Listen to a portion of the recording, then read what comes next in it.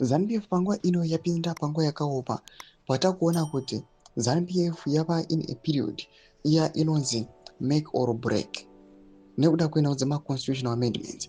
Panguva ino kuchonekwa kunzi it is now losing people nekuda kwekuuya vachidiscada pamwe chete nekuscrapa kuti no hatisi kuda kuenda kureferendum. Madevelopments ari kuda panguva ino kuonekwa kunzi ZANU-PF it is now in a position yekuuya ichiexpela all those who are rebellious paissue ye2030. Subscribe or like on the bell icon. Tipinda panapa makumi chanoposta this newspaper Newsday ratambotaura nezvazvo ramugondeka ZANU-PF wants party rebels over 2030 bill yanga ichitaura kuti aiwa all those vari kuramba the party's stance they will be fired.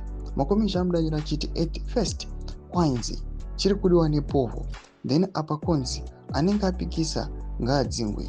Hanzi majority munoiona sei muchiramba referendum uye muchiti anenge apikisa tomudzinga kudzingirwa kuti wataura kuti hondo yakarwirwa one man one vote wateshamu kuramba 2030 hakusi kuramba ZANU-PF but kuramba kubunyikidzwa kweconstitution.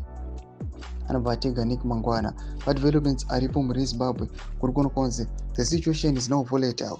ZANU-PF panguva ino iri kuda kunyatsogrepa chinhu but panapa kuri kuonekwa kunzi vanhu havasi kuda zvavo. Vanhu panguva ino nyika yese Zimbabwe iri kujamuka haisi kuda zvekuda kumbunyikidzwa. Nhau dze2030s muri Zimbabwe aiwa inhau dzekuti kunyange nhagaro yenyika yeZimbabwe havasi kuda kuva actively involved madziri but they are just showing their position.